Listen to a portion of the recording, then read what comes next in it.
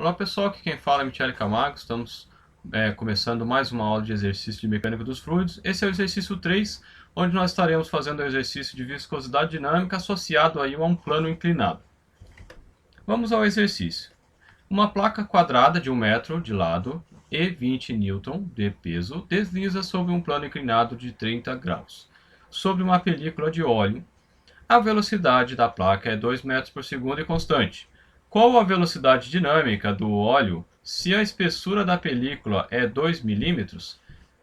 E aí está a imagem, né, do plano inclinado, a ilustração do que a gente está falando. Quais foram os dados? Eu tenho que a força é igual a 20 newtons, a velocidade é igual a 2 metros por segundo constante. É importante essa informação. Alfa é igual a 30 graus, né? Estou chamando de alfa, pode ser beta, qualquer outro ângulo. O comprimento L, né, da placa quadrada, né, a lateral 1 metro. E a epsilon, que é a espessura de filme de óleo, que a gente chama de espessura de filme de líquido, de 2 milímetros. Transformando já para metro, 2 vezes 10 a menos 3 metros. Pede-se a viscosidade dinâmica do óleo. Continuando. Qual é que nós temos de fórmulas? Fórmulas, então, é a viscosidade dinâmica vezes dV dy, ou igual, né, uma tensão, qualquer tensão que seja, ela é, por definição, uma força dividida pela área.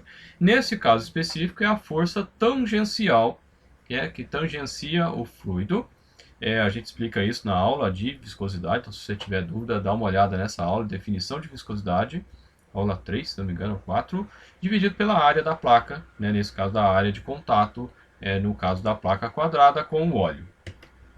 Ou eu posso dizer, né, se for uma variação linear, eu tenho que colocar isso como hipótese, que a tensão de cisalhamento é a viscosidade dinâmica vezes a velocidade constante dividido por epsilon, que é a espessura.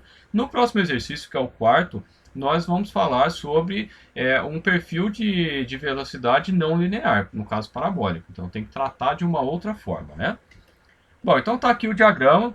Qual que é a dificuldade desse exercício? É a mesma dificuldade lá da dinâmica, né? Muita gente tem dificuldade com decomposição de vetores. Então, se você tem dificuldade, aqui é uma oportunidade para você tirar a dúvida. O que nós temos aqui? Nós temos o peso, que eu estou chamando de G. O G maiúsculo, que seria o meu peso. Quando eu tenho o peso aplicado numa superfície, se não tivesse o óleo, o que eu teria? Eu teria uma força normal, que é normal ao plano, né? Ao plano de contato. Então eu tenho uma força, nesse caso, 90 graus com o meu plano.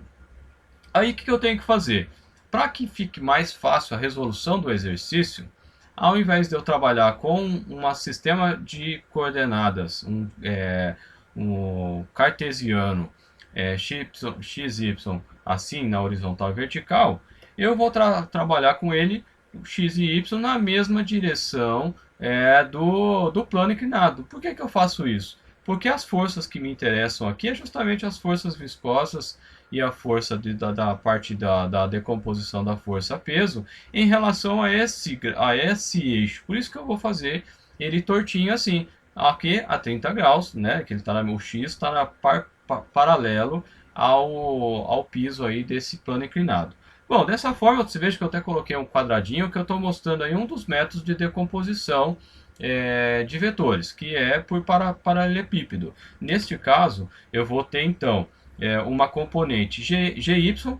Neste caso específico, a força normal vai ser igual ao GY, porque eu não tenho movimento na direção de Y inclinado, que eu estou mostrando aqui, portanto a somatória de forças é igual a zero, então para isso a normal tem que ser igual a GY. E eu tenho também que decompor isso em Gx, né? Então, que é a componente que eu tenho do vetor do peso na direção x. Aí você fala, mas não está, ele está deslocado. É o mesmo valor que eu tenho lá em cima. Só que o que acontece?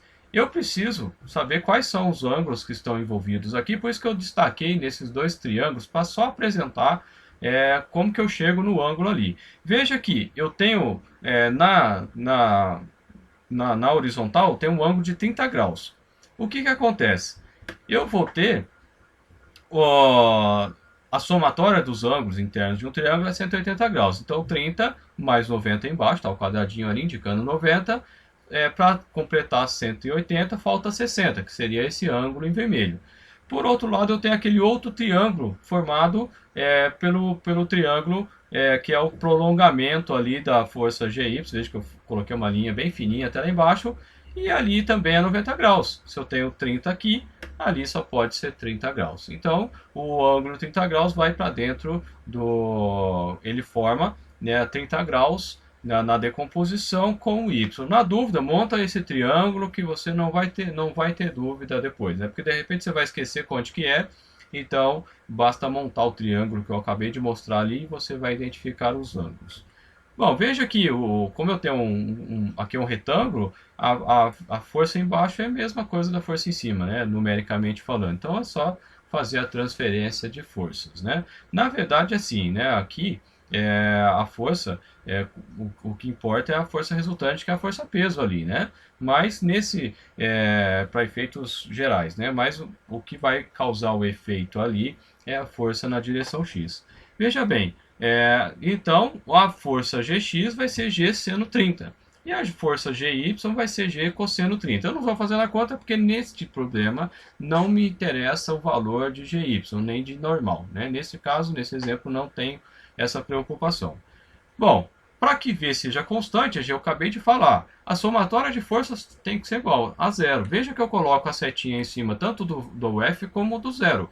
Por quê? Porque se eu tivesse o F em 3 dimensões, x, y, z, seria 0, 0, 0 lá se eu fosse fazer uma notação matricial, né? Mas nesse caso aqui, vai ser só na direção x. Mas eu coloquei de forma genérica para você já ir acostumando ou lembrar que é dessa forma. Então, o que eu tenho que ter? Eu tenho que ter uma outra forma, uma outra força aparecendo ali. E é a força viscosa que eu tenho do fluido. Nesse caso, a força viscosa ela faz o papel do atrito, né? Ela sempre está no sentido oposto à velocidade que eu tenho, né? Então, se a placa está no sentido inclinado para baixo, a força viscosa vai ser a força para cima, inclinado para cima. Então, daqui eu tiro que Gx é igual à força tangencial. Então, tudo isso que eu montei aqui é para a gente chegar no valor da força tangencial, que é a força viscosa, que é o que vai gerar, que eu vou jogar lá na minha equação lá acima, lá que a gente colocou tensão igual a μ vezes Ft sobre A. Continuando, então, eu vou calcular agora a viscosidade.